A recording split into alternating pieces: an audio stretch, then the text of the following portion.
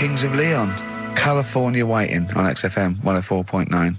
Do you know what, Steve? We get emails and, we got our posters up around this show and people enjoy it. But I don't think we get the credit we deserve for picking the music. It's true. Because we're totally unplaylisted, and I don't know if people know about this, that mine and Steve's sort of first passion before comedy is probably music. We're really, we love playing each other sort of records and that. And maybe when we come back, we should do a show where there is no pressure to, like Carl doesn't press the buttons for us, pre-record it, where we just swap each other's sort of ideas for music. It'd be like the Ricky Gervais compilation tape. Well, sort of like, we're not talking John Peel, where we're trying to find obscure Belgian jungle and do demos. It'd be everything from, Kings of Leon, Lou Reed, maybe a bit of 80s stuff that people have forgotten about. Beautiful songs. What do you think? I'd love to do that, Rick. I mean, genuinely, there's nothing more exciting to me than introducing to someone a song which they then go on and they love and they listen. Maybe they buy the album. But that's something to think about, maybe for later. Yeah. Well, it's like you say, the pressure to kind of come up with some, high caliber chat between each record. It takes a toll.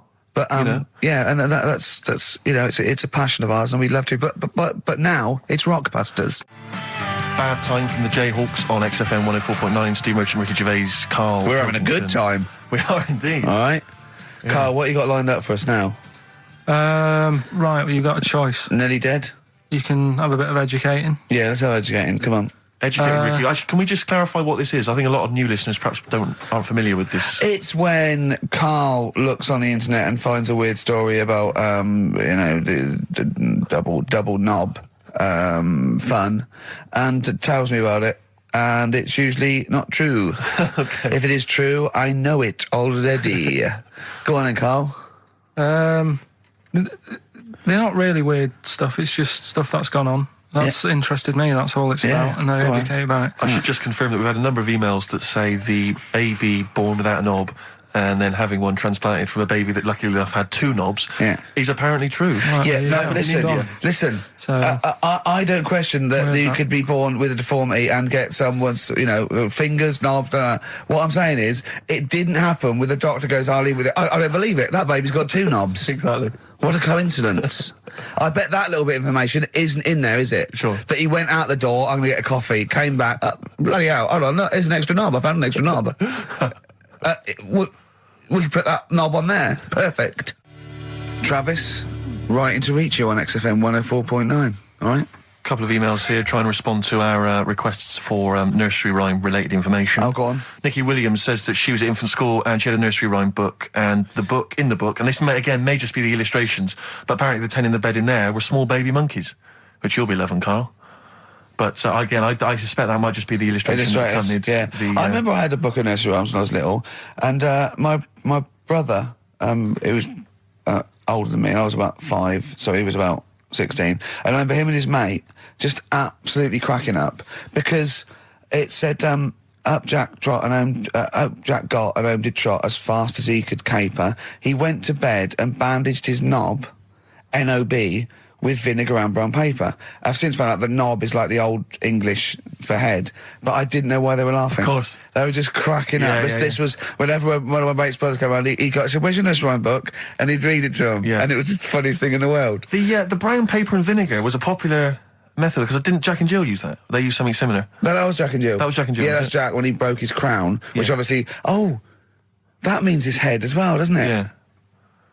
Yeah. So he's fractured his skull on a sort of like an outcrop of rock. Yeah. And then... is that still used, the brown paper and vinegar? I don't think it is. I don't know, maybe in Manchester they're still using that, I'm not sure. Yeah. Tracy and John Burton say that they reckon a Humpty Dumpty was actually a cannon that used to sit on the walls of the castle in Colchester where they live. That makes sense. Yeah, that would make a lot more sense. Sat on a wall, had a great fall, the King's couldn't put hands together then. So he had they broke the cannon, or it meant it exploded. Maybe the cannon fell apart. Because people used to get blown up by cannons just doing it wrong, didn't they? Sure. Which is hoist by your own petard. Right. Where that comes from. Right. Coming back and blowing up in your face. So that makes slightly more sense, because you would want to send for the King's Men then. Yeah, and the horses. I think the horses just came along anyway. Well, that was quicker. Sure. The quick King's Men, it took them about 3 minutes, with the horses there in about a minute. So, but I mean, if it blew up, there's nothing I could do. Yeah. So we got to the bottom of that. See, the educational, Karl. See, this is real education. You know what I mean? It's got a bit heavy though, doesn't it? What? Humpty Dumpty? Yeah, it has got a little bit heavy. Let's dumb it down a little bit. What do you want to do? Mary, quite contrary? We're doing Rockbusters in a bit. Hang on a minute. What? Before you even get to Rockbusters, oh, man alive, there are loads more verses to Old Mother Hubbard. Are there? I'm going to digest these while we play the ads, and I'll see if there's any salient information I can give you afterwards. Brilliant. Moving on, what's the next one? Would she be able to breastfeed? Yeah. And she'd be able to do it standing up while he was on the floor. Talking of nipples.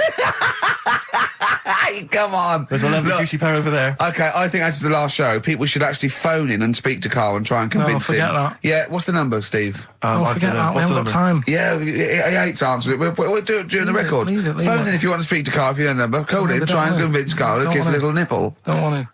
Rick, I should just point out that I feel... Don't answer back! Come on, I think Carl has offered nothing there. I think those educating Rickies were appalling. They're and the only rubbish. thing that would redeem the show is if you kiss the nipples. Kiss the nipple. it's not Phone gonna in if you want to happen. speak to Carl. If you know the number, call in and try and persuade Carl while this record is on. We'll answer the phone. Phones are still going mad. Answer one. Just put with someone out. Kings of Leon, California waiting. He was rude. He's so rude to people. They phone up and they say, "Oh, kiss his nipple." And he goes, "Yeah, all right." And he hangs up on them. Answer the phone. To say to put them on air. Answer the phone and be nice to whoever it is. Be nice to them at least. Putting people on the air. Hello. Carl, Yeah. Speak to Carl. why don't you speak about that human monkey that was on the other day? Old news, man. How long have you been listening? Listen, can we forget the monkeys? What do you think of his nipples? All right, then just kiss his nipple then for... I'm not going to kiss his 500 quid. nipple. I'd do it for 500 quid easy. Would you? Yeah. But why? Why do you want me to do it anyway? What are you getting out of that? Oh, come on, mate, 500 quid. It's worth it. Yeah, but... He's got the money. You'll probably get more out of him if you want. It's not about the money, really. If I could think of Suzanne. Suzanne, you come home 500 quid and go, there you go. Just kissed his nipple, 250 quid each. She gives me more. It's not hard. It's not happening. Right, it's not happening. Did you just cut him off then? Well, there's another fella there. Who's that?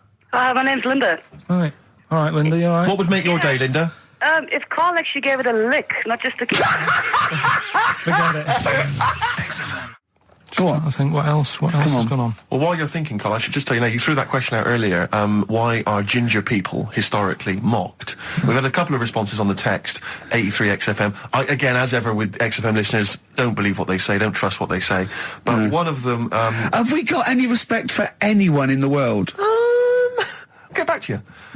Pete in Tooting, now, again, I think this is nonsense. He claims that the reason ginger people are disliked is because Judas was ginger. From the Bible. I don't know where he's come up with this idea. No, I've heard that. But I mean, are there a great many people from, the Middle East who are ginger? Well, that's probably why he stood out. Sure. And he was probably fed up, and he thought, I'll get him back. Yeah. Maybe... Unless he had his hair dyed ginger when he was on the witness protection scheme. Which presumably he had to go into after all came out in the book. What did he do? What did he do? He stitched him up, didn't he, to the Romans, didn't he, Judas? Did he do it for 40 pieces of silver or something? I'm not big on the Bible, but apparently... Incidentally, if you'd like us to stitch up any kind of Messiahs for 40 pieces of silver, just get in touch, 83XFM. We're willing to do that for you as well. But that's one explanation. There's another one here, which is, again, I don't believe this for a moment. It says, ginger people get a lot of stick because in Elizabethan times, people with ginger hair were told that their mother had slept with the devil. And that was why their hair was ginger. So there's two options. Maybe if you've got some more, you can any more spurious thoughts, then get in touch. The Pogues, Rainy Night in Soho. I hope there isn't a rainy night in Soho tonight, Rick. I'm sure you're one of those who agrees with me. So we just had an email here from a guy called James Lee. He says, hi, just writing a bit of info on the scientists in Antarctica. I'm a scientist who's just come back from one of the Antarctic bases called Halley. There are 15 people staying there over the Antarctic winter. The scientists are looking mainly at the atmosphere, things like the ozone hole and meteorology. Right. I think there are 6 scientists staying over the winter, as well as a doctor, electrician, mechanic and a carpenter and so on. And so he's saying they do listen, they have the internet, so they maybe could listen to the show on the internet. And if you get the chance, say hi to Francis and the rest of the winter is for me. Sure, no problem. Yeah, thanks, James. But yeah, there they are. That's what they're doing. That's what they're up to. But why are they asking you for a message though? When I mean, have these people got families and that, or are they convicts or? No, what do you mean? Of course they probably do get messages from their family. Well, why are you doing one for one? Is that... I mean, do you know, like you see it in, like porridge and stuff like that, where if someone's in prison and no one visits them, and they sort of look a bit fed up and that. Is this message that you're doing for like people who don't get a letter in the post from? Brilliant. So they put this on the shelf until someone doesn't get one. All right, Hargreaves? Yes, sir, I didn't get a message today, sir. You have got a message, Hargreaves. I've what, sir? Hargreaves, you have got a message. Really, sir? From Ricky Gervais. Really, sir? And then they give it... Don't talk, please. There are scientists listening. Try to keep the talking shit down to a minimum today. What's annoying me is, right, they're saying this stuck over there for months, but it seems to me like they're wasting a lot of time. Right? Why? Well, you're saying they probably watch DVDs. They're saying they've got internet access. Yeah. Yeah? Well, I'm wrong. Listening to messages. Yeah. Get the job done and go home. Well, well, then we don't have to tell them anything then, because they listen to the internet. If they got the internet, then, it's a waste of time. Good point. Play a record. Well, hang on, before that, here's a good point. You've had a long time to research what's been going on in the world. We just had an email here from Nicholas who says, why haven't you told them about the recent Pig Olympics that just went on in China? You've missed that one, Carl, once again. Who won? XFM. Anthony and the Johnsons. Isn't that beautiful? Interesting. Hope There's Someone on XFM 104.9. I'm Ricky Gervais with me, Steve Merchant, and Karl Pilkington. Well, Karl, more revelation. We were talking about it last week, but Karl brought it up again, just now. Didn't want to go to the doctors, didn't want to have a full sort of body checkup that may save his life, because he saw on the website they do a test where they have to insert a finger in his arse. Oh, don't tell me about it. Why? Don't put it on the website. Just we look at your heart. Yeah. Check your blood pressure out. Yeah. And then they could just do it quickly. Could just sort of say, right. How do they do it quickly?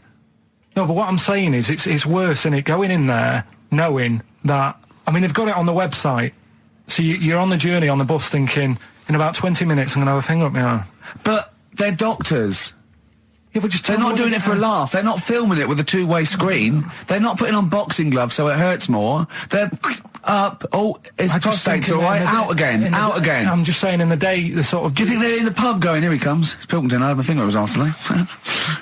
Do they allow ladies to do that? Do they allow female doctors to do it? Of course they do. They're doctors. No, that's worse. Then. You're sounding like him. No, I'm just interested in, because, do they allow female doctors to do the finger up the arse thing? Well, of course they do. They're doctors. Forget the female and male. They are doctors. Right, do you know any female doctors to do that? But what I mean is, isn't it a bit like if you're being searched at an airport, and you're a woman, they send in a woman person to search you. They don't send in a bloke to do it. Is that the same thing? Yeah, they probably trust someone who's gone through 6 years medical college not to be taking the piss as opposed to a fat security guard who couldn't get anything else. Do you know what I mean? You're talking about there's doctors all the time coming out in the papers, they gave them this so they could look at their boobs or whatever, or, it's all, you're always hearing stuff about dodgy doctors. But what I'm saying is, the reason why they do that security, because there's lots of security people, and they can, for your own, for the, your own modesty, there's a female one to search females and a male one to search males, and that's fine. But there's not like 4 or 5 GPs to choose from, and you go in there and you go,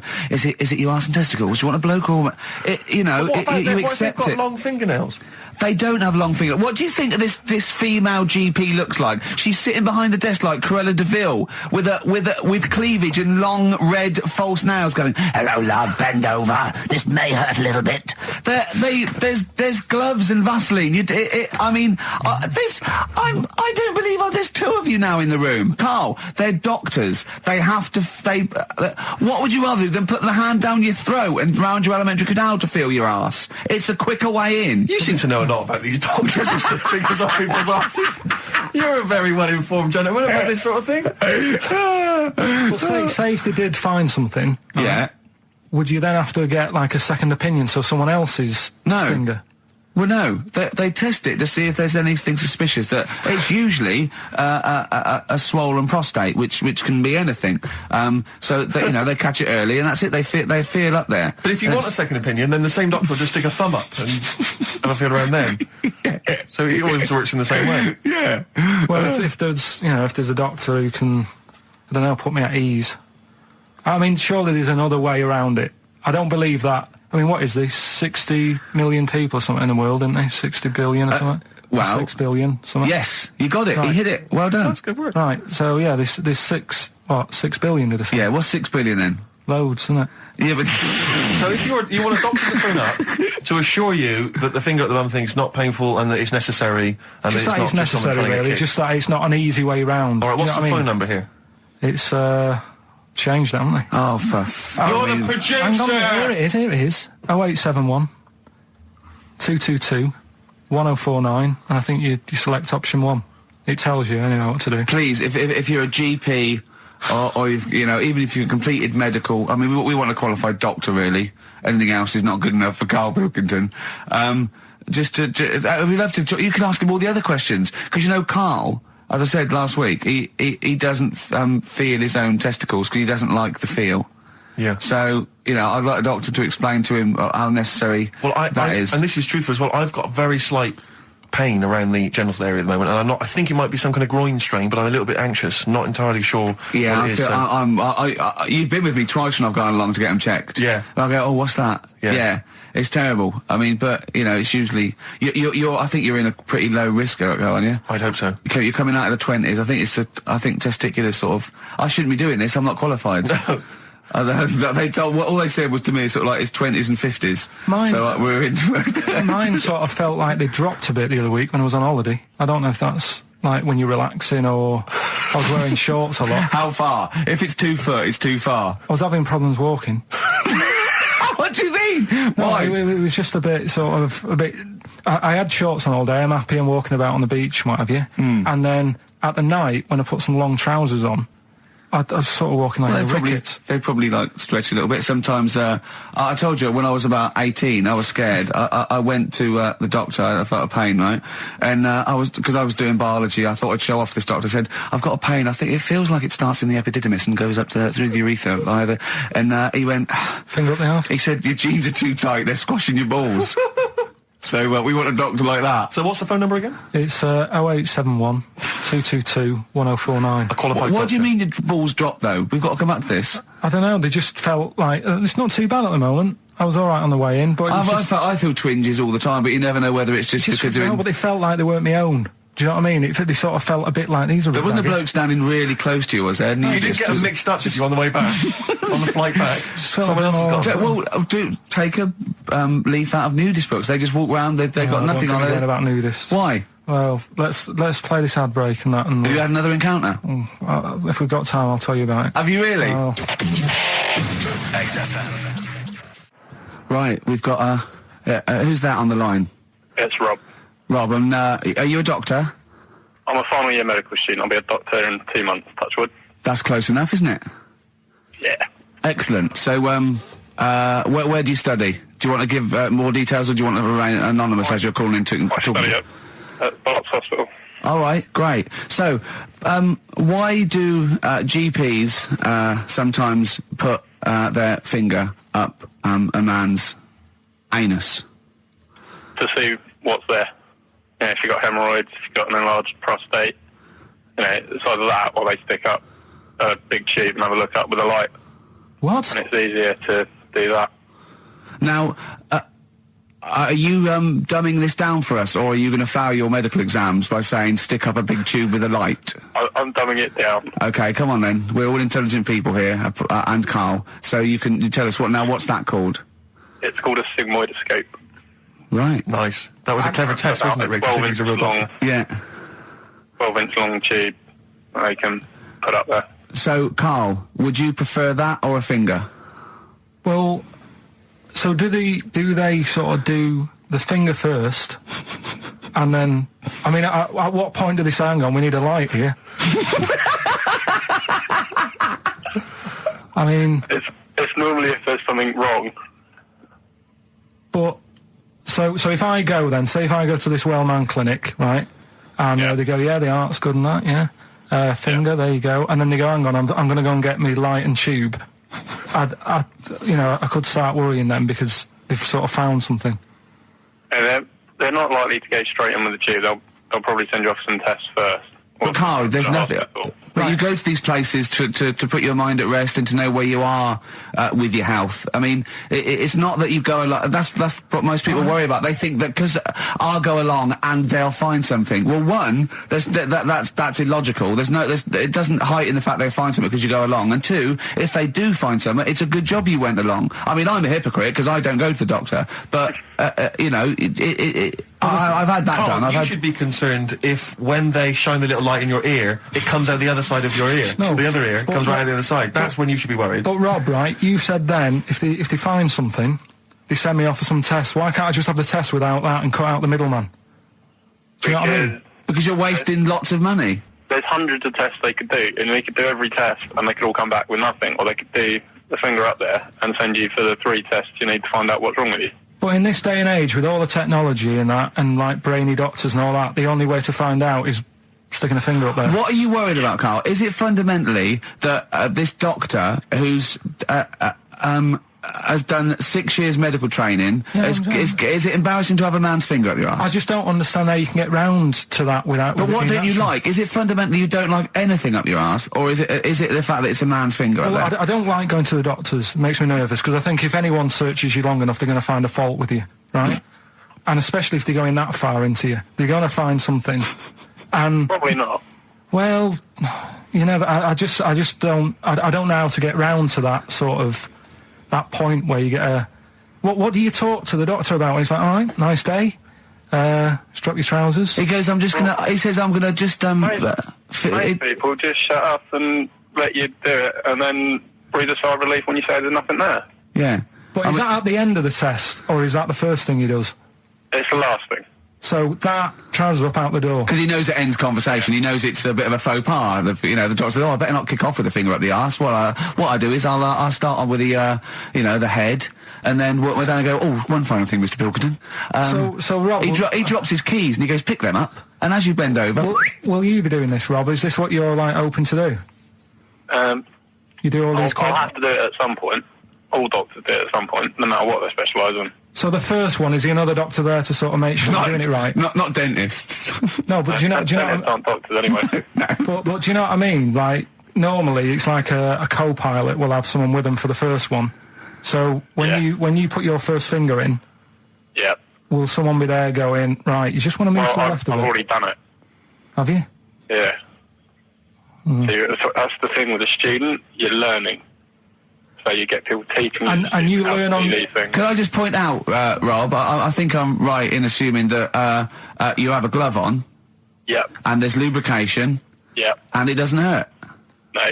There you go. What are you worried about, But Carl? who's this person who everyone's testing on in your class? It's not one person. One person. There's like, when a patient comes in and they've got a problem, your boss, the consultant, he does his finger up, and if he finds something, he goes to the patient, is it alright if the student has a feel as well? Then the student puts on a glove, puts the leave on the glove, and sticks his finger up and sees what he comes out with. Rob, I wish you could see Carl's face.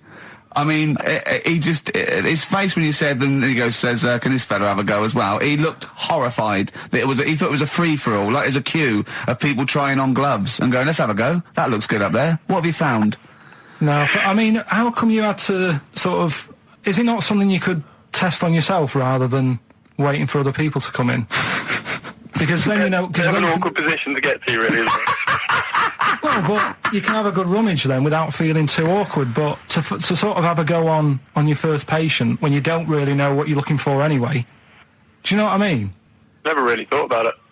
Because you don't... If you've never done it before... You pop your finger in there, and you've got to sort of look. You've got to have an expression on your face, like you know what you're finding. Well, they can't see what you look. They can't see your face. There. You got the big boss consultant man going, now move your finger there, and you'll probably feel this. Because he's just done it. He knows what's there.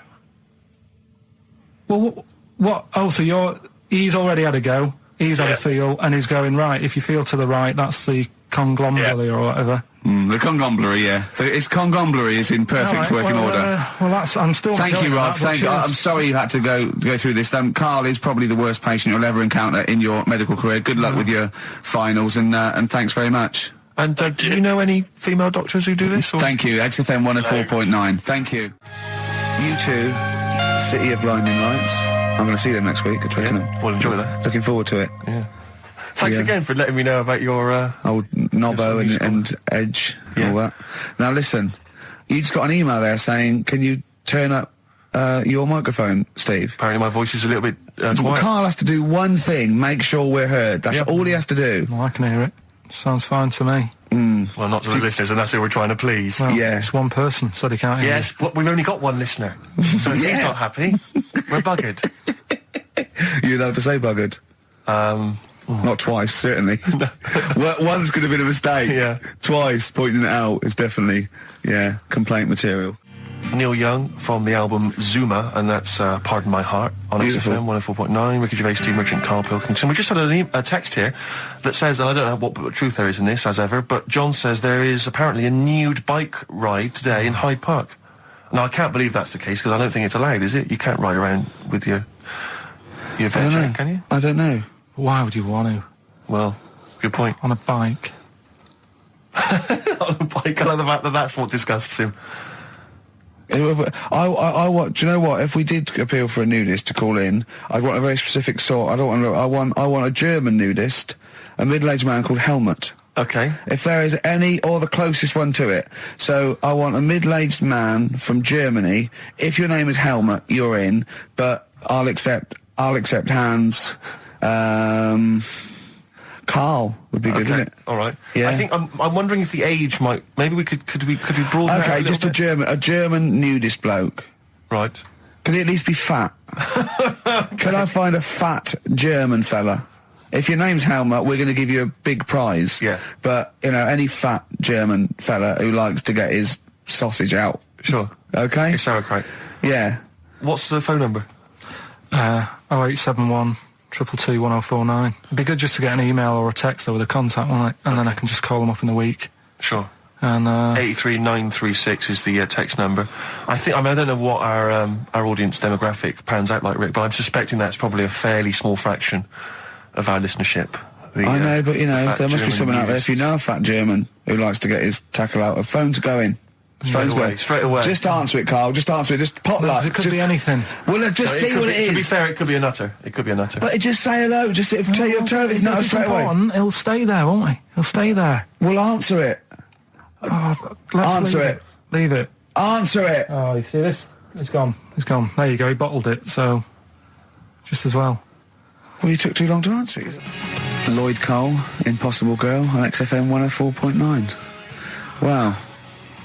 Rick, I'm just reading an email we've had, and it is indeed true. Scores of naked cyclists will be wheeling around London today in a mass protest against oil dependency. The World Naked Bike Ride will see the arresting sight of up to 200 daring riders bearing oil in their cycle past some of the capital's most famous landmarks. Have they got to wear an helmet? Are they against wearing a helmet? Well, I think they're trying to make a statement, I would imagine. I don't know. Well, they don't have to wear a helmet. It's not law to wear a helmet on a bike, is it? Oh, It's for it's your own saying- safety. It's sensible. You're right, yeah. Well, it's also sensible to just pop some pants on. Just pop some pants on. Are you Not a going problem. to be popping down there and cheering them on? I'm not going anywhere near it.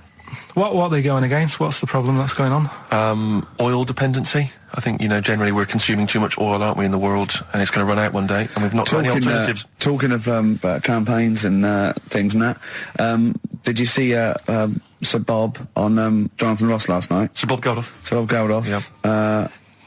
You going to walk to Edinburgh or sail to France, Carl? What do you think of all this? The G8? I think it's good that, he's doing some stuff for the world and what have you, but probably won't bother No? having a walk. What do you make of all this campaigning? He's dedicated his life to this now, hasn't he? Yeah. I mean, it's interesting. I was watching him last night, and I respect the man. I mean, he used to work here, didn't he? Did some shows and that. It's good. It's all right that he can do it, but I assume that's not why you respect him. I assume you respect him because he's trying to save a nation, as opposed to he used to work in XFM for a while. yeah, I know. But I'm just saying it's good that he's given up a lot of his time to try and save the world and that. But there's a bit of me that's kind of like, is he wasting his time a bit? You know what I mean? Right? What do you mean wasting his time? Well, he tried it before, and No, wait. What he's trying to say is that the G8 are I think the 7 most wealthy nations in the world, and Russia, and they get together and they can wipe out the third world debt. I.e., they owe us billions and billions of pounds. They can't afford to pay it back. So he's going to say, let's wipe the slate clean and pledge, I think, a lot more aid and stuff to them, isn't it? Mm-hmm. So what do you think of that? But won't they just do it again? Right, what's you thinking? No, I just mean... I knew I had a little diamond in the rough here. I mean, obviously, I admit, I brought this up because I really wanted to know what Karl thought of it. Sure. Yeah, I had ulterior motives. It wasn't just for awareness, for the very worthy cause. It was because I know... Look at him looking at me. Look at him, he looks at me like a cat. Honestly, it's like there's nothing behind those eyes. Right, what do you mean? They're just going to run up the debt again, you think? Well, what I mean is, right, when I was a kid, right, and I wanted to go to the arcade, I'd borrow a quid off my mum, right, and she'd say, don't come back asking for more and what have you. But I'd have a go on a pinball machine or whatever, game on a fruity, and then go back, and she'd go, can I have some more money? And she goes, I gave you a quid before. And I go, I know, but I'm on holiday. And she goes, there you go then. And then I go off and do the same thing. I didn't go, no, I wasted the last one, I'm going to pop this in the bank. Right. So you think that's what's going to happen with... That's a nice metaphor. So what do you think happening there? Is the Africans are blowing it down the arcade? Instead of putting it towards a fishing rod, they're blowing it down the arcade.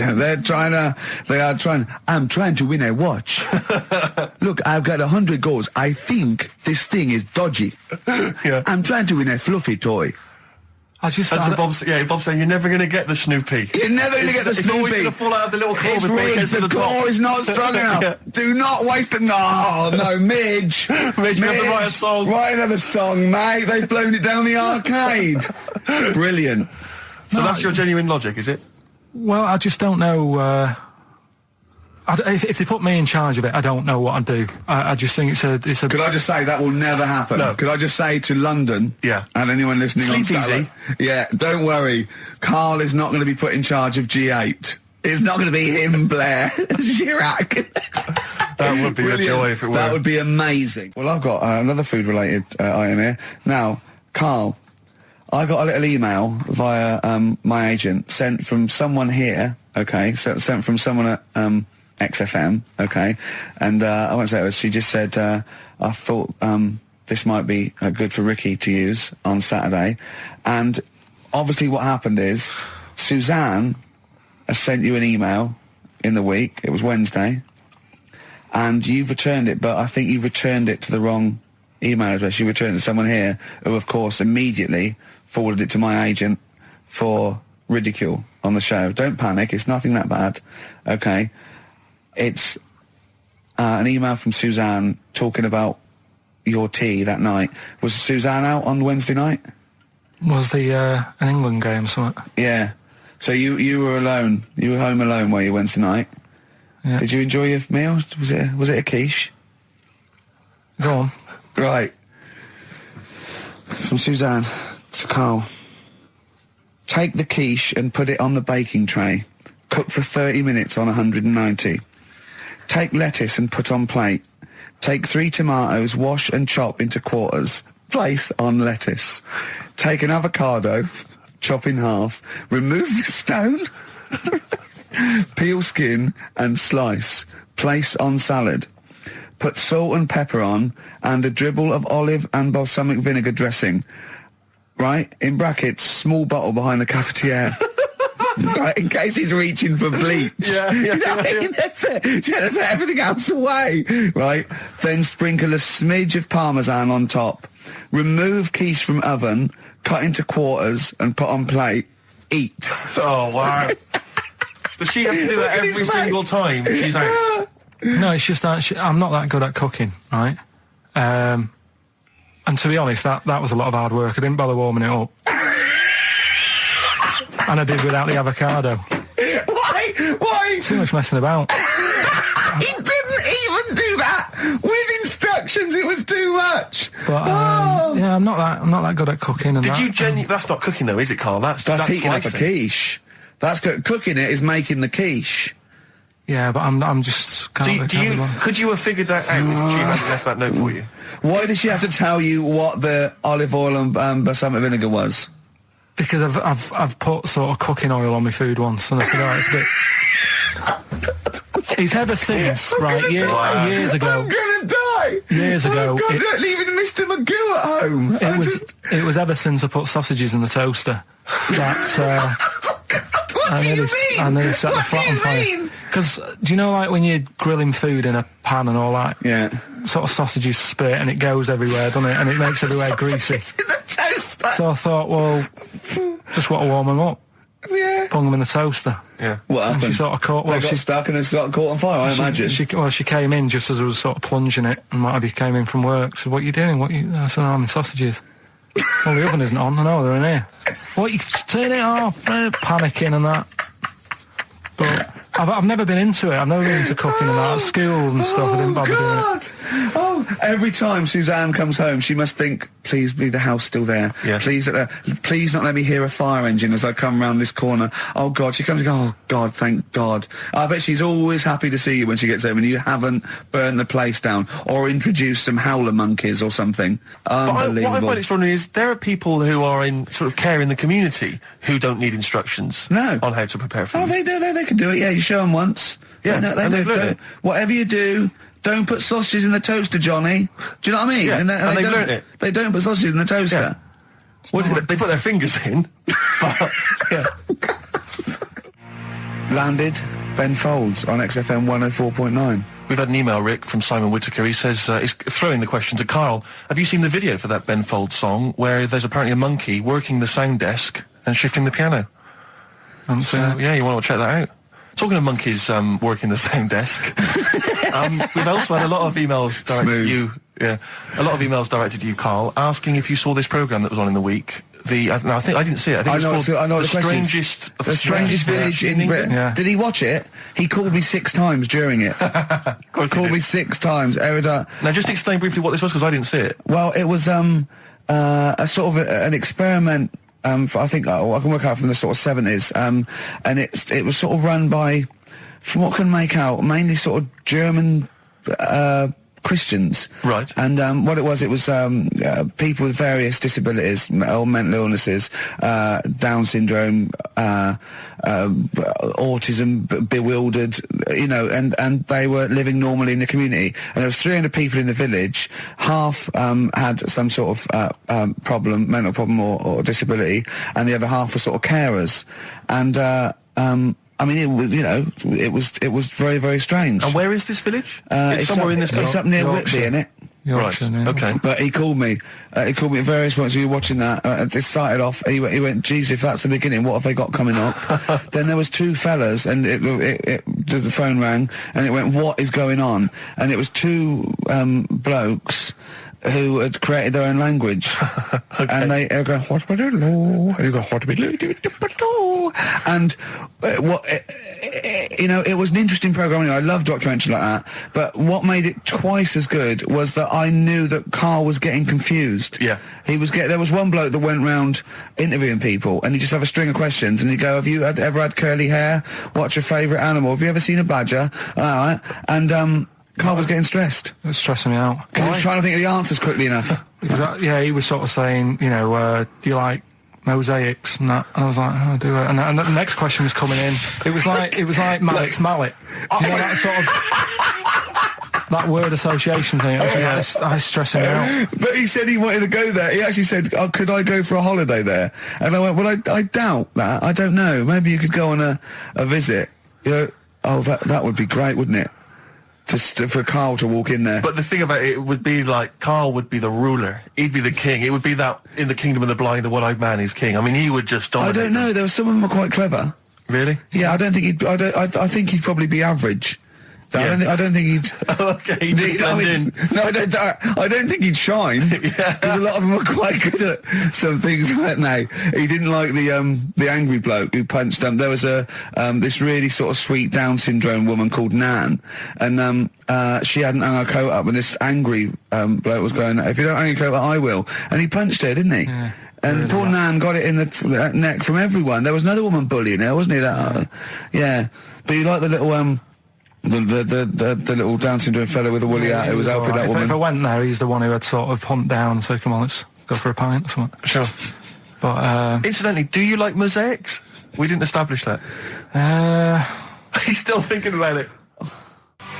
David Bowie, Watch That Man on XFM 104.9. Now, coming up, Steve, and listeners, so, I'm talking to them mainly. I'm not really, I'm talking to you and Carl, really. Yeah. But, coming up, an old feature, Knob News. Oh, Knob News, the welcome return of Knob News. Yeah, and Monkey News is still there, isn't it? yeah. Just briefly, you don't think you really gave that competition justice, did you, not handing out the email? No, let's just quickly whiz through the questions again. Yeah. John's texted in, by the way. He says, I never get any of the Rockbusters clues. Is this a good or a bad thing? Definitely a good thing. Definitely a good Definitely thing. a good thing. Yeah.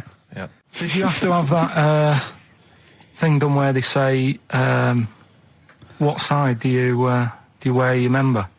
What side you dress. They don't say what side you wear your member. That would hardly be a euphemism, would it? So they say what side you dress, sir. It means what side your little John Thomas leans, doesn't it, on rest, usually to the left, isn't it? Your little But do left you know, testicles. if I said to you now, what side do you wear it on? Do you know? It would be left. It would be the left. That's what I mean. If standing there, right, with nothing restricting it or holding it in or holding it up, right, it sort of leans. Your one ball is sort of like slightly back and lower, isn't it? And your little John Thomas rests there, so it's left. And the reason they ask it is so they don't put the tape measure up on the left and squash your willy or touch your willy. So it's nothing to do with like, well, you'll need a bit more room of sort of more material on that side, or... Well, no, I don't think they compensate. It's just when they put when they stick that up into your groin, they don't want to come in contact with your little... The thing is, I Mercy. don't know what side I wear stuff on. I just sort of pull my pants up and wherever it wants to go that day. But maybe it's not big enough to sort of make any, real decision. But, like now, I'm sat here, right, with my jeans on. I don't know where I am. Well, that's clear from hearing you talk. No, but what I mean is, if a fella said to me, what side are you, what side's your member on? I'd go- Member? What is this the use of the word member suddenly?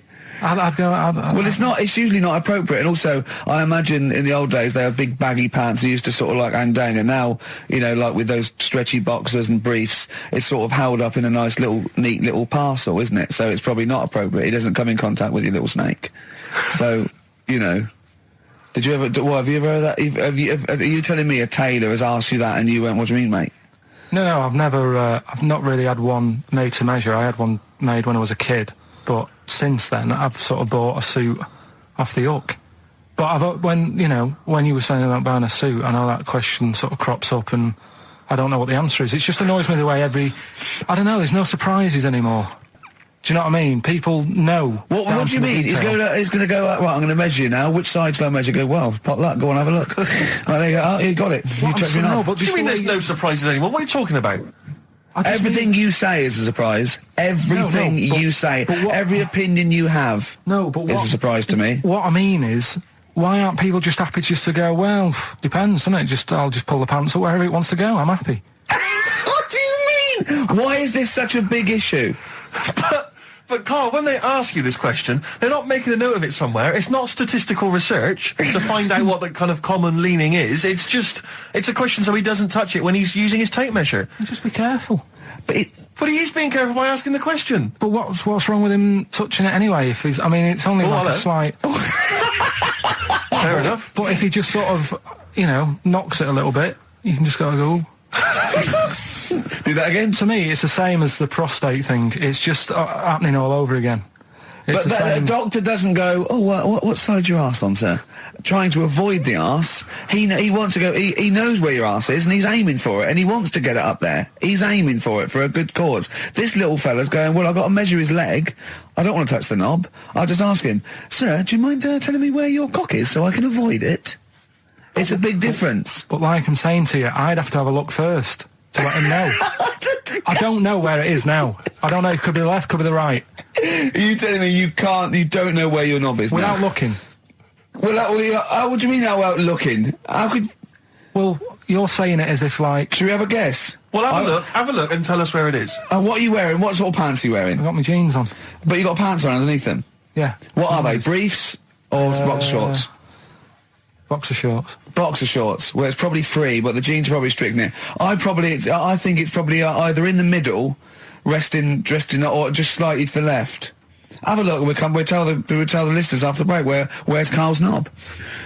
It's a good competition. Oh, brilliant! We've got to send this to the Sony Awards people. XFM.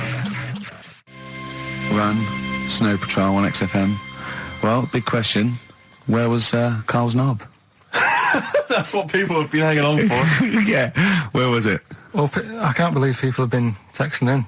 Hey, what, guessing where it is? People saying, is it in the middle? Is it in the left? It cost them 10p. It cost them 10p to find out. Just wait, I'm going to get out the answer. You don't win anything, right? Like, strike it lucky. Right? Bottom or middle?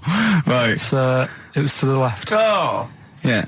I went with the right. That's annoying. See, I thought it would be to the left. If not, maybe if it was all scrunched up, sitting on your lap right, it might just pop up to the middle. Just pop out, like, you know.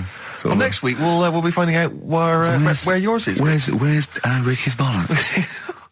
Landed, Mr. Ben Folds. We've landed on XFM 104.9.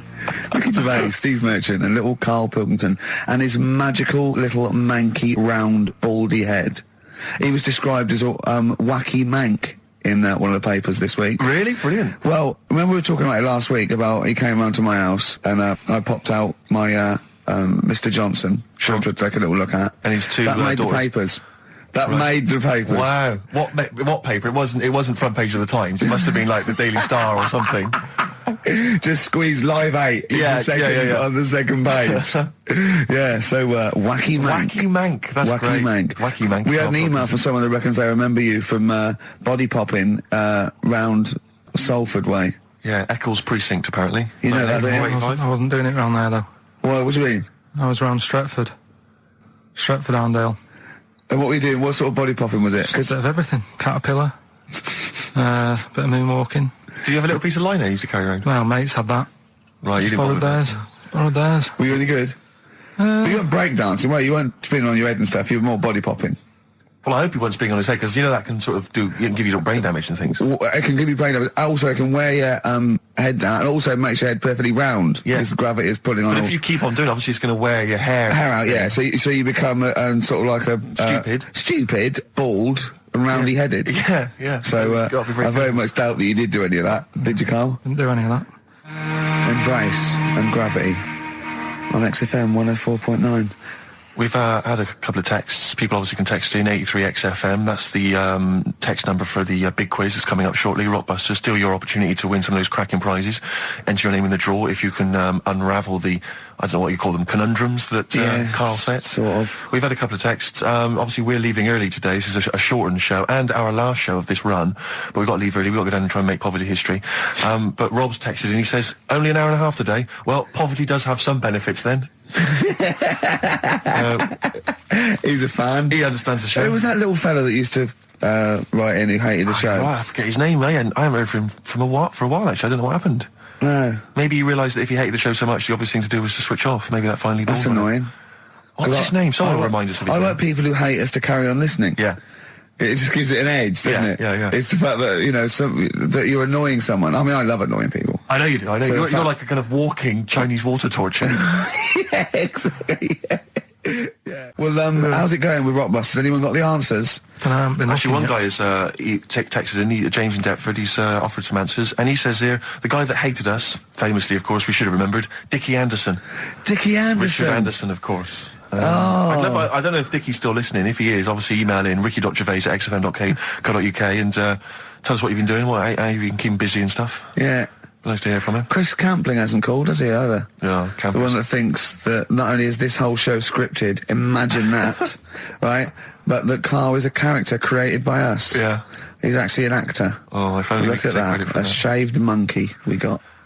Put the message in the box, put the message in the car, drive the car around the world, and I'm imagining Rick, that message is make poverty history.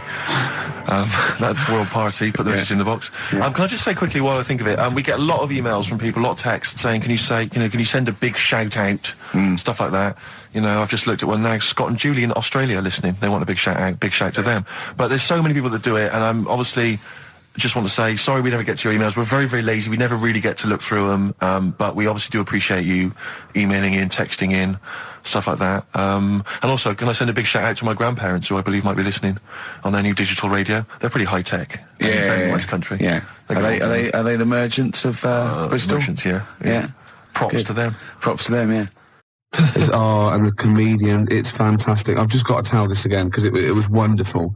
Okay, so it gets through to the tiebreaker. The two couples are at the end. It's from like about 1979, and they're dressed like it. Do you know what I mean? These are just like people they're amazing.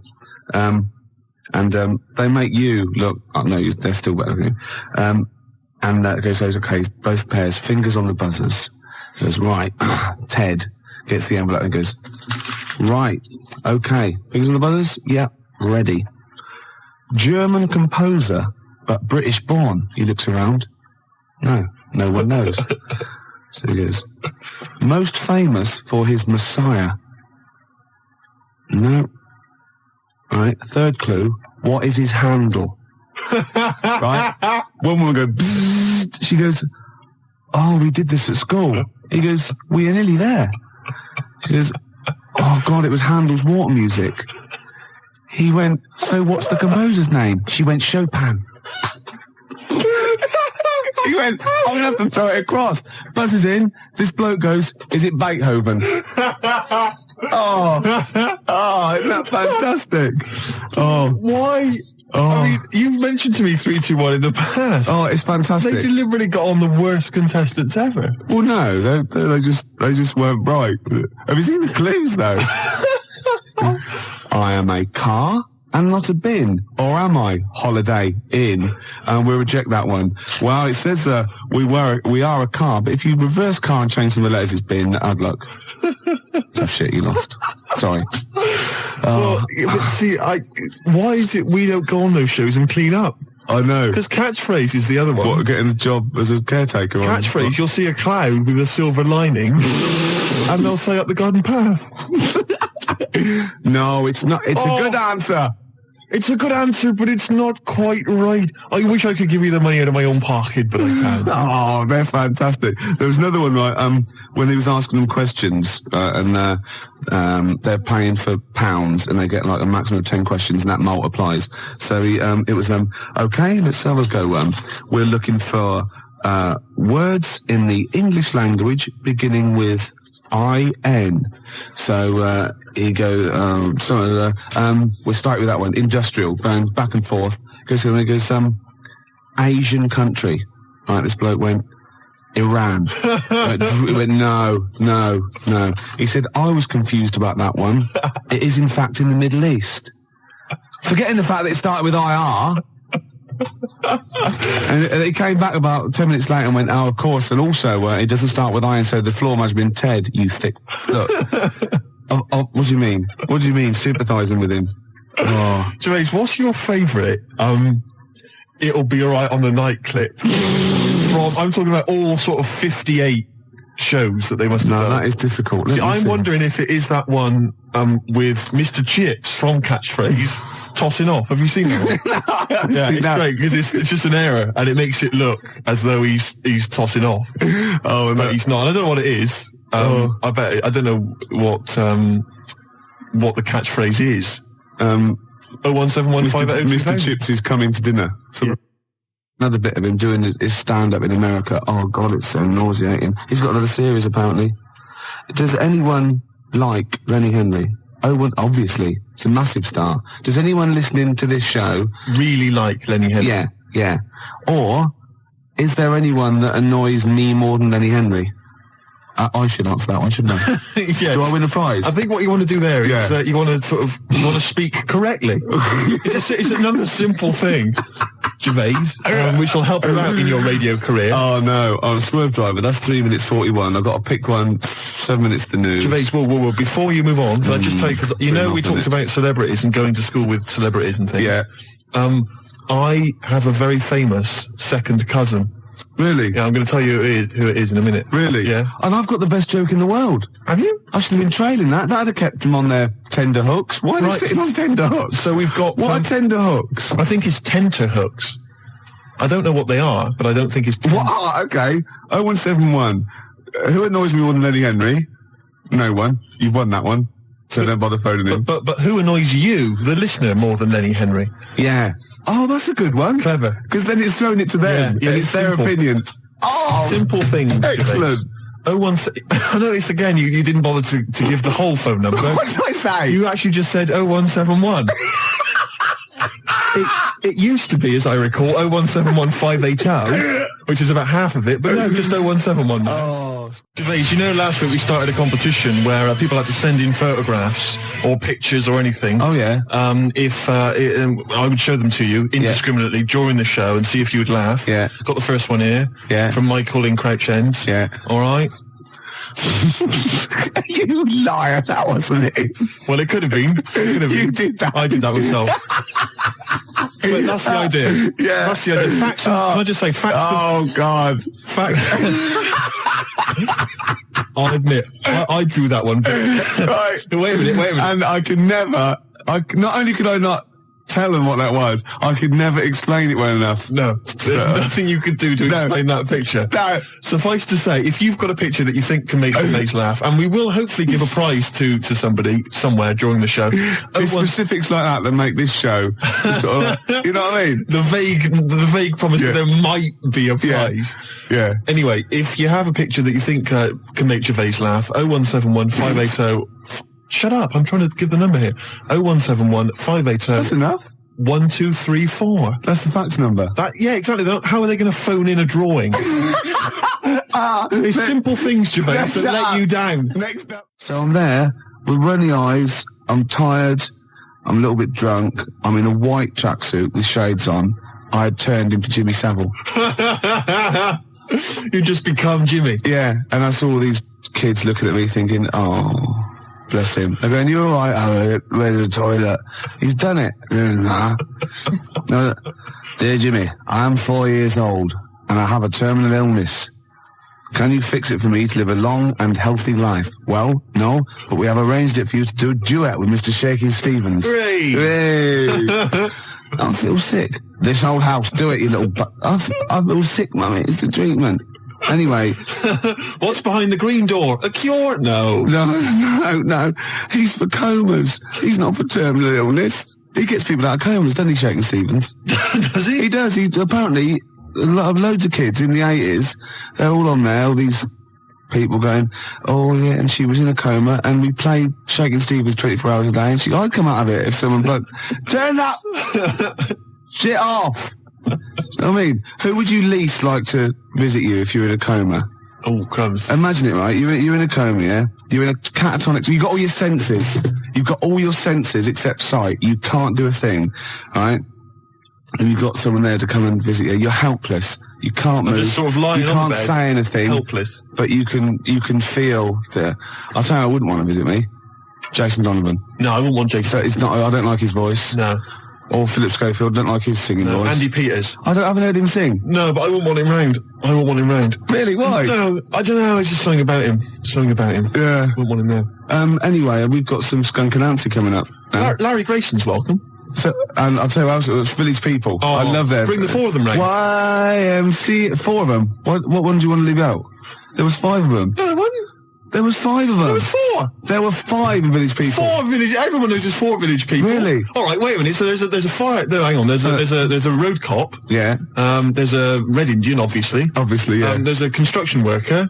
And there's something else. There's a chef? No, a chef! A candlestick maker. Oh, that's great, isn't it? Yeah. A tailor. At the back with those little half-moon glasses. YMCA. Do a little bit of sewing. Who was it? Hang on, wait a minute. There was fire chief. What are you on about? Is there a fire chief? No, not a fire chief. There was a police. Oh yeah, play the record. The black guy was a road cop, traffic cop. There was a policeman. There was a Red Indian, obviously. Obviously. Native American. Yeah, there was a construction worker. Yeah, the moustache. Cowboy. Was there? Yeah, of course there was a cowboy. Was there? Yeah. Well, who was the 5th one then? I don't know if there was. I might have made that up. Maybe I just dreamt of one. I thought of maybe a bloke dressed up as Judy Garland. Steve singing along there to Baby Bird, which is ironic because when you sing, when you're putting your head back and your mouth open, you look like a baby bird. Do I? Yeah, because the long neck and that sort of goiter thing you've got look like a sort of like a fledgling pelican. And the worms, of course, hanging from one leg. But it's ironic as well because you're like a Lizoidian as well. You're Is that a real word? Because you're a Lizoidian. Oh, right, of course. Yeah. Don't, because I sometimes forget that they're not real words. You sometimes forget that your language comes from the voices inside your head.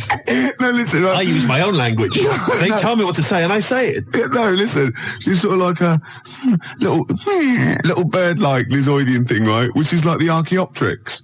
Like the link between that sort of lizard man going flight. Oh, goodness me. They've kicked in again.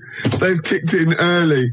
Oh. They're not meant to start for about an hour. What, the voices? No, the tablets. Right. Go on. The argument was, what should people put on their cassette tape compilation inlay card? It's illegal. They're not allowed to do. It's illegal. I agree they're not allowed to do that. Right. But I was offered, you'd asked me to tell them what they should put down, right? Yeah. I'm telling you, the track we played was recorded by R.E.M. Yes, right? it was. Not Cleek. So No, don't that's write right. Cleek down. No, write R.E.M. down. Exactly. How are you spelling that? That's correct. How are you spelling that? That's capital R, capital E, capital M. Right. And you want to put down the name of the track as recorded by R.E.M. Yeah. They've called it Superwoman, right? I don't care if it's really called Superman in the world of the Cleek. Oh, no, I'll stop you there. In the world of the Cleek, it might be. You don't care if it's really... Why do you have this argument? You do care, or you wouldn't be arguing. No. You do care. No. No, you're saying I'm wrong. You are. I'm not wrong. It's called Superman. Only by the Cleek it's called Superman. No. By R.E.M. it's called Superwoman. No, they can't. They can't. No, They can do what they want. Sometimes they call it Superman. Make your mind up, at least. They call it Superwoman. Are you sure they're called R.E.M.? Or have they changed that? They call it Superwoman, you tosser! How are you spelling that? That's SUPERWOMAN. You idiot, you fat imbecile! Friday night, you'll love this, I went to a party. Got invited to a party, a genuine... No, that was an afterthought. You said I went to a party, then you suddenly went, I got invited to a party. What? Did you get invited to it, or did you just go to it? I got invited to a party. I went to a party. Okay. Well, which is it? I was at a party on Friday night. Okay, right, okay. And it was people I know. It's up in North London. I live in South. Not that that's particularly important. And what I'm saying is I left my... Yeah, you weren't in your... What you were saying is you weren't where you pay rent. Exactly. No. So I got there, and there were a few people there I didn't really know, and I got introduced to this girl, Christine. Right, and I'll be honest with you, I don't know if anything might have happened. Do you know what I mean? It could. Do you know what I mean? All I'm saying is we were getting on well. Things were happening. All right, we were having a chat. Okay. Hey, Gervais, you're interested already? Yeah. Anyway, she wanted a packet of fags, right? And a few other people wanted a little bit of grub or whatever because it was late night. It's about 1 a.m. When you say she wanted a pack of fags, did she say, "Oh, I'd love to talk to you all night, but I've got to go and get these cigarettes"? No. Go on. Sorry, I won't interrupt again. We were going on well, and she said, "Yeah, a packet of fags." So I went over. There was the guy told me who runs the party or had the party. He said there's a sort of 24-hour little sort of 24-hour supermarket thing. You went for it, did you? What? You went for it, did you? I went on her behalf, right, to the supermarket place. One of those little sort of 24-hour 7-Eleven places. Yeah, I'll get the picture. So I go there, and I'm going to buy the fags, and people wanted a few sausage rolls and all sorts of stuff. So I'm there, and I've got all my stuff, right, and it's quite late, but there's two blokes in the place, and I don't know whether I think they were from Italy, but I can't be certain. But anyway, they caused a bit of a ruckus because they were after some ciabattas. They were saying, "I want 2 ciabattas. I want to." I don't know if that's Italian. No, I'd say that was sort of like Kenyan. Right. Okay. But anyway. Okay. They were. Yeah. Anyways, they were 2 ciabattas, and they were causing a bit of a rumpus. They were saying, "Not those. No. How much are they? How much are those a pound? Oh, we're talking about pound. I don't want. No, I'm not paying for those. I love those." So anyway, they got their ciabattas. They Turkish, went up, maybe. They went up to the counter, and the fellow who was next to me in the queue, he'd put down a jar of coffee. Right. Oh, yeah. So anyway, the fella said, ciabattas, you have the pound for the ciabattas. And they're 2 of them, they're brothers. And he puts the ciabattas in the carrier bag, and he picks up the coffee as well, secretes that in the bag, right? Walks out. What? Well, the Italian bloke picking someone else's coffee. He stole someone's coffee, right? There in plain view. So he gets outside, and the shopkeeper says, whoa, wait a minute, come back in, mate. Whoa, you picked up this fella's coffee. What? What are you accusing me of? What are you saying? What are you accusing me of? You say I'm stealing? Well, no, definitely Turkish. Probably works in a prison. Yeah. You stealing? What are you stealing? You accusing me of stealing? You accusing me? Yeah. And the fella said, well, and he says, look in the bag, ciabattas. Where the coffee? I'll be honest with you, he'd hidden it outside. He'd already got rid of it. It was smooth. Right, Yeah. so anyway, now he's getting a bit violent. No, ciabattas. Oh, yeah, I buy the ciabattas. They're not very nice ciabattas. I eat them, they're not nice. He's accused me of stealing coffee. He's pushing things off the counter. He's throwing the ciabattas everywhere. Really? Right? And it's terrible. And Is he smashing plates? he wasn't No, 'cause I'm smashing just getting a plates. hint from the accent. Go on, sorry. Right, yeah. So anyway, he's accused. Oh, you accuse me, and it looks like it's going to be a fight, Gervais, I'll be honest with you. I'm nervous, right? Because I'm stood next to him in the queue. Yeah. I'm thinking any minute he's going to turn around. What are you looking at, fish monster? Yeah, they've sent you out because they thought you wouldn't get attacked. Exactly. And, you know, how ironic. So I edge backwards towards the frozen goods section. Yeah, you're And thin against the fridge. I'm hiding. I'll be honest, I was hiding. I'm not going to lie to you. I'm a coward. Really? So anyway, the Ciabatta brothers.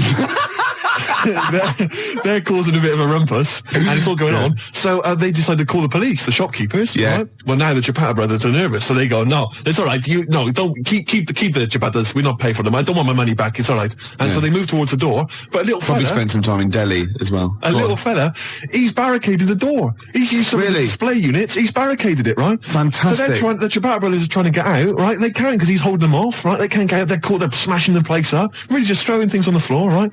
And he's going to me, help me keep the door closed. He's from Italy as well. I think he was. Yeah, probably relate. Go on, yeah. He's saying, help me keep the door closed. I'm saying, well, I can't, the leg and everything. I can't help out. No, I can't. I just got to be over here. The dialysis machine, if I don't get back, the battery runs out, I've got to, yeah. So anyway, eventually the Ciabatta brothers, they actually knock the stuff over and they get out the door and they leg it off down the road. Yeah. And anyway, it's terrible commotion, the food and stuff everywhere. The shopkeeper's in tears. It's absolutely terrible. Yeah. And everybody left, right? And I said, can I just pay for my goods and these fags and go, please? And he went, no, shop closed, we can't serve you. And I went, listen, I've just been stood here. I almost got in a fight. I want to pay for my goods. Yeah. And he was in tears. I can't. He probably selfish wanted to shut the shop just because he'd been robbed physically and attacked. Yeah, and then you'd been waiting there patiently, not helping. Exactly. He must have been there for about 10 minutes, not helping. Yeah. He should have served you before then, really, before the fight. It was crazy. So anyway, I demanded he serve me. Right? Yeah. I bought everything. Was he crying as he served you? He was crying. I left the shop, got back to the party. Yeah. Christina gone. Because I got caught up in some bloody dog day afternoon scenario. I missed out on a possible. How's your father? Will you say? Well, I missed out on a fag at least. Yeah, yeah. And the letdown of her saying face to face no. Yeah. I mean, he says a little bit of hope when you get back and go, there's your Benson's. Ooh, do you want a drink? Yeah, there's a little 7-Eleven just the other side. You go across the road, you go the other way. I'll be about 10 minutes, love. It didn't happen for me. It will. The game show, right, that I came up with. Yeah. Okay. And it features me, but I think it could be perhaps a vehicle for yourself, Gervais. Yeah. What's All it right. called? I'm going to tell you, it's called Ricky Gervais Meat Rations. Right. And I like it already. You like it already? Because there's a part in there for me. Yeah. Could I play the Ricky Gervais? Yes. Yes. Fantastic. It was originally called, basically, let me just summarise very briefly. I'm not going to tell you all the games, but it's basically recreating the heady days of the war. Right. Right. That's fantastic. It's beautiful already, isn't it? It's got the nostalgia thing. I've got a game as well. But it was originally going to be called Ricky Gervais Fag Rations, Right. but apparently cigarettes weren't rationed in the war, so it's called Meat Rations now. Excellent. And I'll tell you some great games. My favourite is, what's it called? To be perfectly Anne Frank. It's a great game. It really is a great game where you've got to pretend to be Anne Frank and hide from sort of snooping Nazis. Oh, that is It's a fantastic. great game. And there's also, of course, let me go into it. There's also Dig for Granny. Good. I'll dig for victory if you like. And what happens is you're scavenging through rubble, right? Can I just say, and these are copyright. Anyone trying to rip me off? I mean, I've got the Penis Puppet Theatre. Yeah. I've got a stake in this, surely. haven't I? Certainly. Ricky Gervais Meat Rations. You can have a bit of my Penis Puppet Theatre. That's lovely. Yeah. And I've also got a new game that I'll talk about after yours. It's called Tip the Balance. And it's sort of like a game for 4. And it's like, I'll send it off to Waddington, see what you think. I mean, there's teething problems with it. Okay, well listen, Gervais, look, Let's play Don't Fear the Reaper. Let's play that tune. By Blue Oyster and his cult. It's a classic. Yeah, and then we come back and we try and make some money. Let's make some cash. And there must be some sort of fun with gas masks. Yeah. When you can all put them on and dress up as I don't know, one of the banana splits. Yeah. That's what could that be? Gas. Who snork? Yeah. Yeah. Well, possibly. No, every week there's the real Snork. Right. So it's like contestants come on, they put the, which one's Snork? Which one's Snork? Yeah. So you've got three celebrities. Yeah, who's a gas mask and the real Snork. That's great. So you've got someone like Ted Malt's son, he pops one on. You got Frank Bruno, and Jilly Cooper. That's it. And they put their mask on and like a little outfit, and then the real Snork is there, and you've got to ask them questions. Like you get like Bernie Winters and Henry Cooper going, number three, how long have you been in the banana split? And Jilly Cooper goes, about 6 years ago. I don't know. I think the banana split's been going longer than that. No, I don't think it's number 3. What do you think? And Bernie Winters go, number 1. Number 1. How did you get the job being in banana splits? And it's from Ted Malt's son going, I answered an advert in the paper. That's not right. They were born. You know what I mean? And there's Chaz and Dave in the corner just going, na na na na na na na na na na na na na, yeah, with the real Snorks, and they always the lights go right, and that one stands up and he sits back down again, and then the real Snork and the others all take their masks off, and they go, "It's lovely, Jilly. What are you doing now?" "Well, I'm appearing Puss in Boots down in Brighton." "Oh, that'd be fantastic." What? Jilly Cooper? I don't know. What does she do? She's a novelist. Oh, yeah. Now appearing in Panto. I'm not letting you book the guest. Oh, God. But wait a minute. What? I mean, I love your idea. Yeah. Who Snork? Yeah. It's a bit odd, isn't it? How we started off with a kind of wartime nostalgia show, but now we've sort of featured sort of quite bad 70s animal things. Nothing wrong with the banana splits. But I like that. That's a good game. Yeah, okay. Is that going to be like a special feature? So I'm just going to make a note of it because we've got Dig for Victory, to be perfectly Anne Frank. Yeah, and who's Snork? Who's Snork? Yeah. Well, I'm full of ideas. I could probably help you on this. Oh, this is great. Well, what other... Yeah. Maybe we'll come up with some other ideas as we go on. We've still got Tip the Balance to go. But can I just say, I did actually once try and pitch this.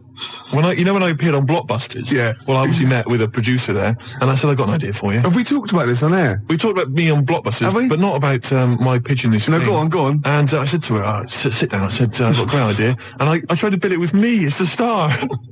She said, who are you? Steve's Meat Rations. She said, why are you in it? I said, I am. Don't worry, I'm the one who can pull it off. Yeah. And she said, right, go on, what is it? And at that time, I had none of the games. All I had was the title. And she went, I like it, yeah. What are the games? I don't know. She said, if you'd have just said, well, stop me there, love, and just popped a gas mask on and said, who am I? She'd have gone, Snork. No, it's not. I used to write when I was at school. Oh, yeah. Now, I didn't watch sort of kids' programs when I was growing up. I watched sort of crap adult ones. You know, I mean, ITV on the telly from 12 midday through to like midnight, and I'd watch all the police series, Police Story, Charlie's Angels, Steve Austin, and Teen Knight Rider, yeah. And I wrote this essay at school once, and I just couldn't stop, and I started serialising it. And every time I just kept writing, I was sort of like, people were reading it at school, and it was about a New York cop who was as hard as, you know what I mean? Yeah. And I worked out what his name was. Now, God, this is how television influences me. Because it was one word name, which was his surname. That was the title of the book, title of the series, and that's what all his friends called him. Right. It was called Jezuk. Jezuk? Yeah. Jezuk. Yeah, I thought it had a Z and a J. Jezuk. Jezuk. Yeah. Do you know, it does sound so close to like Pillock or Jesse. Yeah. Or Nonce. No, Nonce. There's no Nonce. Well, do you know what I mean? Cross between sort of Jezuk. like Pillock and Jism. Damn you, Jezuk. Yeah. You're off the case. Give me the badge. Keep the stinking badge. I don't need a badge to be a cop. It was all stuff like that. And he'd burst, yeah. And so he'd look at his gun and go, this is my law. My God, it's Jezuk. How did he find us? Jezuk. Yeah, it was great. There'd be shootouts and everything. Oh, fantastic. Let me just ask, did he have perhaps have a broken marriage? He was hard-boiled. He played by his own rules. Yeah. I imagine. Simultaneous with this. He was a bit of a drunkard as well, had a bit of drink. No, he didn't drink, no. Good, he was a good-looking fella. But he was letting himself go. He was a bit hard-bitten. Yeah. And the other thing I was sort of simultaneous, which was more of a novel. I wasn't serious. I was actually writing a novel, and I got like 3 exercise books, right? It was about this kid, right? Oh, God. right? He saw his parents just brutally murdered for no reason by a gang of outlaws, yeah? And he buried his father, and he knelt down on the grave, and he said, looked up, and he goes, as God is my witness, I will avenge thee. And then he sort of went to the store, and he got loads of bullets, and he practiced, and he was the fastest guy. He was only about 16. Yeah. His name was Jody Barnes. Jody Barnes is all right, yeah. Yeah. Imagine, that's nice. Yeah.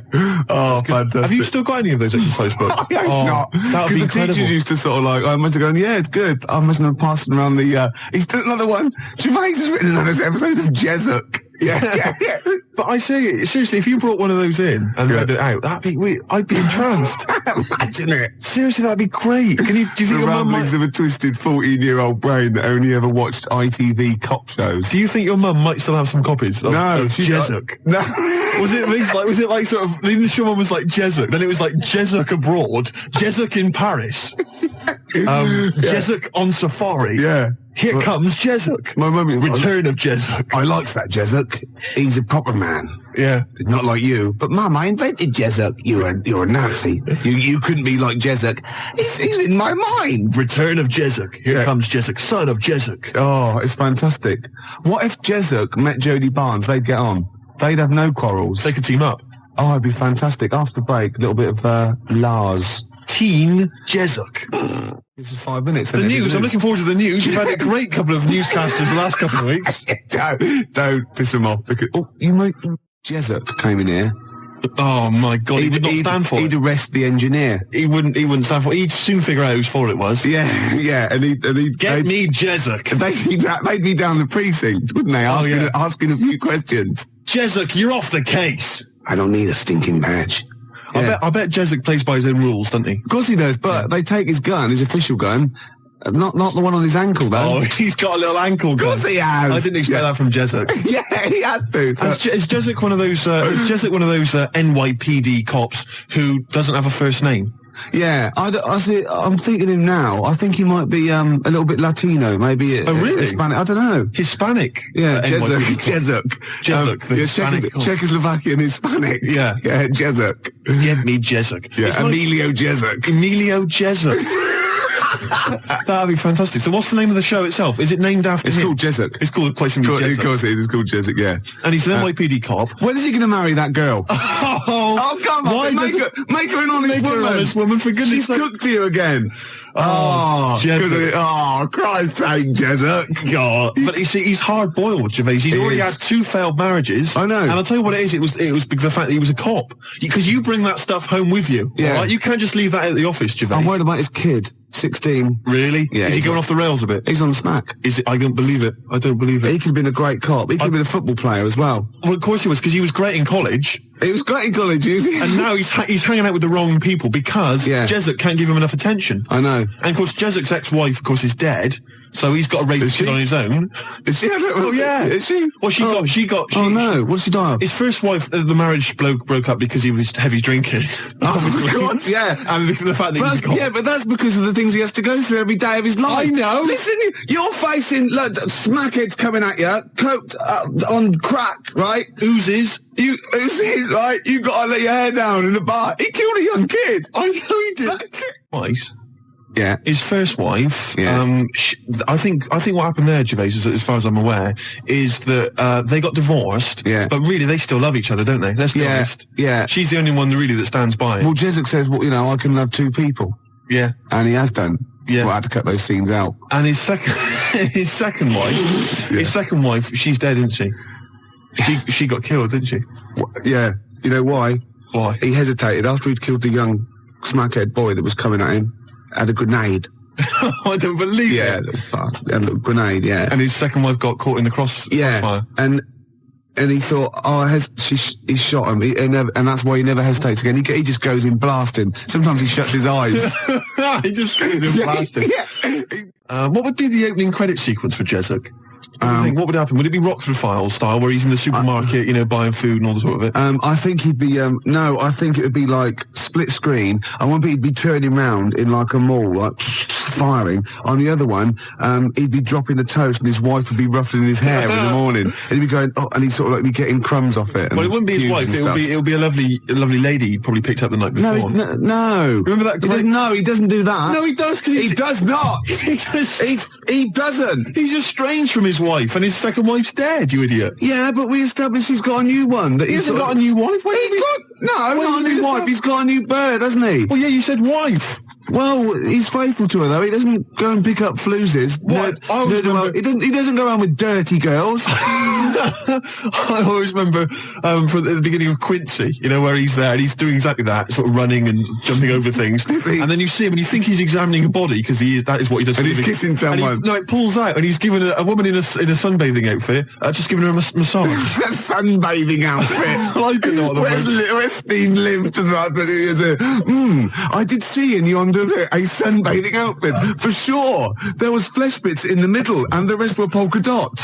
Wait, a sunbathing outfit. Sunbathing outfit. That's great.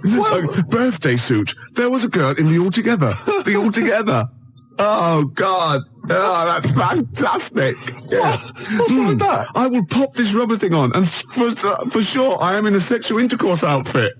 Sunbathing outfit. I can't believe I've embarrassed myself with my use of language when it's invariably yourself, Gervais. I know, yeah. Oh, dear. Oh, yeah. We usually have a few beers and we get throughout the show and I get steadily drunk, which is unprofessional. This saves a bit of time, turned up pissed. You turned up drunk today? Yeah, so that's I'll tell you what. I'll be honest with you, Gervais. Normally, if someone gets drunk, their speech begins to slur. Yeah. They talk rubbish. Yeah. No difference. No, with you. That's the beauty of it. Yeah. That's the beauty of being me. Yeah, exactly. How drunk are you? I had a little bit of wine. Did you? Couple of glasses? It's a lovely... I might get a little bit melancholy. What about the little baby kangaroos have to crawl all at their mums? Your mistake. The tease penguin's probably my greatest invention. The tease penguin? Can you tell us again? I forget. Well, it's just a penguin, right? You train, you put it in a lovely little French-made outfit, and it comes in with sort of breathes fishy breath on you and slaps you around the face with its flipper. Yeah. Oh. Jesup, obviously. But it doesn't let you go any further. No. That's why it's the tease penguin. Yeah, I see. Yeah. XFM Family Fortunes. Oh, I can see that on telly myself. Yeah, it's incredible. I don't know where you got the idea from. They just come into my head sometimes. Do they? Yeah. I was actually in this week with Claire. Lovely man. Oh, Baby Bird was it at XFM? He's very nice. Is he? He's got a beak and funny little claws. Oh, Rick. I know, it made me laugh. Oh, my God, we're desperate. He used to be an We're desperate men, Rick, if you've got to resort to that kind of I called him Baby Bird, he went, I've never been called that before. Which is bizarre. But there's a band are called Baby Bird. He's called Stephen. Can you go to turn that down next door? All the time to a show. Music, aren't they? It's Emma, it's not on. That's insane. I can hear a throb from the other room. Yeah. Someone's got... This is insane, Gervais. It's like trying to host a radio show. Yeah. And now he's laughing. Yeah. Oh, well, anyway, it's all going to be... we're going to play a track that you've brought in. That's right. Go on, what is it? It's a fantastic tune by the Gravediggers, part of the Wu-Tang Clan rap collective, right? It's from their album. Not to be confused with the Wu-Tang Clan. That's a little shellfish. Yeah. That's into rap. Yeah, that swears a lot. Yeah, yeah, terrible, yeah. The track is... Got a muscle posse. The track is beautiful. You've probably heard it on the dance floor, maybe in some indie club. Yeah. 1-800-SUICIDES. Yeah. Now, I would stress, Rick, it has got a bit of bad language. I know. I mean, I've listened to this twice, and I reckon I've got it off pat. I reckon I'm going to pull the fader down at just the right places and go, okay? Right, you're going to sort of bleep it out. And if it goes wrong, so what? That's real. People have a problem with swearing. I don't. Do you? No. I'm doing it because it's rules, and the great thing about we want to stay on air because we take our job seriously. We do, and I think we're sorry. Excuse my French. Bloody good DJs. Well, I think you're absolutely right, Rick. Yeah. Let me shake your hand. Yeah. All right. There we are. Yeah. A good shaking of hand there. I love a bit of rap. That wasn't actually French. No. Was it? It's weird, that, isn't it? Pardon the French. People always say when they maybe say bollocks. Excuse my French, but le plume de ma tante. Hey, come on, language. We'll be learning a little bit of a foreign language later. I've brought in Instant Yiddish by Fred Kogos. I've always wanted to learn Yiddish. Really? Yeah. Narishnek, foolishness. Some glick, some schlimmen, yeah, for better, for worse. So I'll teach you little usage phrases like that, right, out of the old Instant Yiddish book. But first, what was this? Gravediggers. It's Gravediggers. They're keeping it real, they're keeping it raw, so there is a bit of bad language. Yeah, well, mine's raw. You keeping it raw? Yeah, of course I have. Right, I'm gonna have a go at this then. All right. Right. Don't get No, 1 nervous. minute. No, don't. Shut up. Right, I've got to play this. Shut up then. Don't put me off. I've got to concentrate. You 'cause I know whether... bleep it out live. I will, yeah, shut up. All right. Is it going? Oi. Okay. Okay, Take it calm. shush. Take it calm. All right. I think there's one coming. I know. Oh, good work. Good work. It's all right. You're doing okay, but you're not out of the woods yet. This is too stressful. Oh, you're doing well. I don't think there's any more. I don't think there's any more. No, just play it. Okay. Of course I am. I'd tell you, one day, right, it's just one of me at the moment, but one day there'll be a whole squadron. It'll be like Planet of the Apes. Oh my God, and you don't actually need anyone else to sort of like breed, do you? Exactly. We can just reproduce as we are.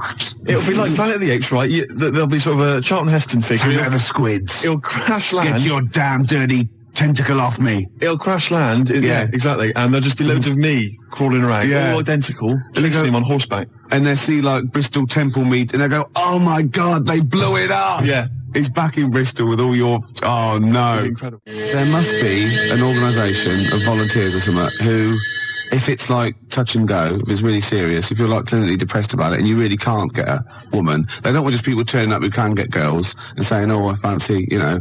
But in your case, you know, they'll speak to you, they'll see you, and I think, you know, there must be some sort of national health thing or private where you can actually sleep with, I don't know, a voluntary worker. You know what I mean? So? Well, yeah, there's people that... Yeah, I know, but there's people that, I don't know, volunteer for geriatric duty, you know, and they're exploding all over the place. They're covered in the stuff, right? There's people that work on leper colonies, right, for, you know, for nothing. There must be someone who will sleep with you out of sympathy. You don't want that. Of course you don't. You don't want that, do you? Well, let's not be hasty, Rick. I mean, these people, especially if they need some sort of free publicity, you know, get a bit of, you know, sort of press and media attention, I ought to sort of help to publicise their campaign, really. There's probably an organisation that go, you know, and they go off to like, just strange climes and go on to like leper islands and that, and they work with them. Or they can sleep with you. Now, that's got to do the lepers some good, doesn't it? Yeah. You know what I mean? Wouldn't that be terrible if that was the option, right? And suddenly volunteers to leper colonies doubled. Was like going to Torremolinos. Yeah.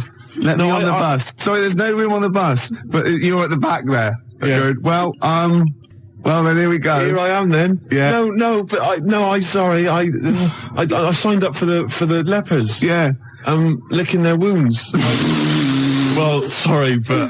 Geriatric duty. Yeah. Scraping it out. Oh, dear. Oh, you know, I heard a song in the week, right? I've heard it before. It's by Ween. And it goes, "Push little daisies and make them come up." And I don't know what it's called. 0171 580 2000. I don't know where to look. "Push the little daisies and make them come up." It's like that. It is. It's rubbish. I've been going around singing There's that. no song with that lyric It's in. like that. It goes, "Push the little daisies and make them come up." Shut up. Yeah. Shut up. That's what my friends have been saying for the last 4 days. God, you're really irritating me today. Like, people will go on going, "If you'll be mine," not too annoying. But, after about 10 times you go, "Oh, can you sing something else?" But when you've heard, "Push your little daisies and make them come Shut up up," now. you can get really annoyed. Yes, it really can. can't, it? Shut up. Okay, one of those, you and me song. "Push your little Shut up. daisies." We've done funny phone calls, haven't we? We've done some funny phone calls. Did that one like Pinky when we phoned up Safeway and said, "Have you got some cheese?" And they said yes, and we showed them, didn't we? That showed them. Yeah. Oh, we've done some crazy crank calls. Yeah. Do you want some beer? Do you want some beer? Brilliant game. 5 o'clock foreigner. 5 o'clock foreigner. Yeah. What else have we done? There's been just too much, hasn't there? The alarm frog. The alarm frog. That never got off the ground, did it? Got going. There's some great ideas. Tip the balance. That's the last one I've got. Tip the balance? You haven't explained it. It's my last. I think it's a little bit in bad taste. Really? Yeah. Oh, well, I don't want that on this show. No. I mean, I think it's a little bit Much. Really? Is it too much? Is it the most outrageous thing you've ever... Well, okay, well, no, this is an idea, right? It's a board game. It's a board game. I'll send it off to Waddington's when I'll get, It's 4 simple weights, sort of just like fulcrum weights, like scales. Like a little seesaw? Yeah, a little seesaw. And there's one end is like a bowl, right? The other end is like a kilogram weight. Right. And there's 4 of those, so 4 of you sit round, and you've got to quite simply tip the balance, right? So you've got to fill the bowl? Fill the bowl, yeah. What, with rice or... No. Household object? No. Bodily secretions. Right. So it's the first, Maybe you shouldn't tell us about this. Well, no, because there's simple rules. Anything that comes out of your body is all right, okay? In every form. Right.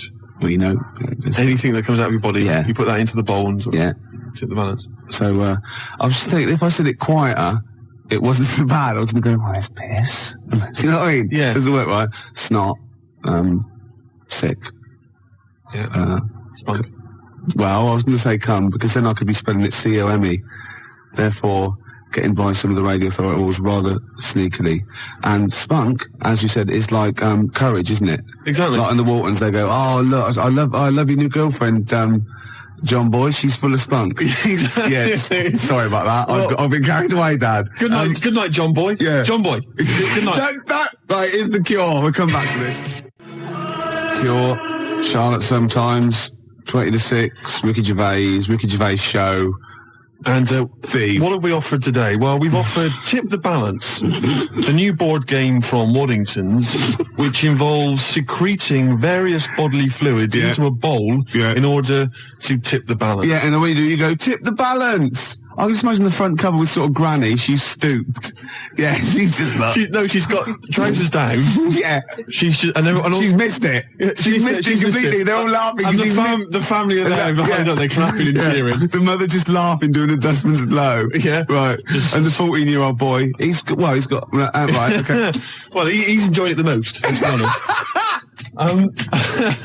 But what about if you know that bingo is the most popular evening pastime in the country, and there are these huge bingo palaces. Yeah, that's because with they haven't thousands of seats. Yeah. Imagine if they were all playing Tip the Balance. We crack the smell. Oh, it'd be incredible. God, that'd be fantastic. That'd be great. You could have winner stays on. Yeah, because you'd have a disadvantage then, wouldn't you? Well, I've just. I imagine in Japan they've already got a TV show like that. I'd imagine a kilogram's a lot though to get rid of. Yeah, you've got to have a lot of sputum. I know everything. Yeah, but I think it's a great idea. Could you give birth into the bowl? Yeah, well, no. Well, you could, but anything you put in there, you lose. So you'd have to be willing to, like you can't. You could bleed into it and amputate into it, but you can't have it back. Like you couldn't put a false limb in, right? Because you bleed it there, because that, so that's sort of cheating. Yeah. But there is a thing called the fish card, where if you're all out of it, right, you're strained out, and you've vomited, you've snotted, and that's it, right? And everyone's got 0.8 kilograms in theirs. You can go fish card, right? And you can take someone else's bowl and pour it into yours, but you got to pour it via your mouth. Right. So you take a big glug of that, and you do it, and you win. You've thought this through, haven't you? Yeah. You've played this, haven't you? No, I haven't played it. I haven't got the equipment. Right. Jeff Buckley, everybody here wants you. Wow, nearly end of the show with it, isn't it? I can't even be bothered to criticise you. It's not worth it, is it? Your use of language anymore. I know, yeah. So late in the day. I mean, you're not going to master it at the age of, 45, however old you are. I mentioned, I guess we could call it Freak Show or something like that. Yeah. Where celebrities with deformities come on. That was Nigel's from Tottenham. Nigel in Tottenham came up with the idea. The most deformed. What would you put forward as your most deformed bit? Well, luckily, sucking my most deformed bit would be curiously enjoyable for me.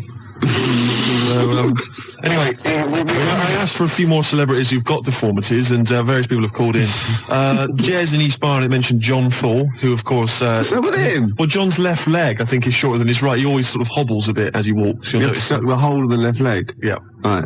So that's... Say that again, Lewis.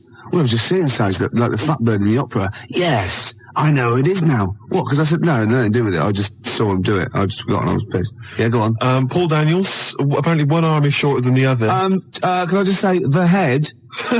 True enough. Yeah, Debbie McGee could come on and just bring Paul as her deformed under her arm. object. Yeah. That's from Tony Namersham. We've also had Ian Jury. Someone's mentioned that. Says that Ian Jury... His left side, Really? Did he have a stroke or something? Polio, wasn't it? Yeah. So his left side. And Anthea Turner, apparently she lost the middle 3 of her toes or something in a sort of horrible accident. I don't know if that's true. Anyway, Anthea Turner would be great. Just get her on anyway. She lost... Oh, what? Well, I don't think it can be true, to be honest. It says that she's only got 2 toes on one of her feet because she lost the other 3 in a fly-now accident. Oh my God! But I don't know if that's true. So it's when you used to go to school and say someone, had a fight with the lawnmower. Yeah, she did. Yeah. No, I meant your hair, love. No, look at me toes. Yeah, exactly. So, so what would you suck? Would you suck the gap, or would you suck the toes that flew off in the garden? I really haven't thought about it. Why not? I haven't really given it much thought, to be honest. Satellite, that's all we were, Steve, just satellites. Just satellites orbiting around the mighty space station of XFM. I don't know what I'm talking about. No, I didn't think that you could carry that much further.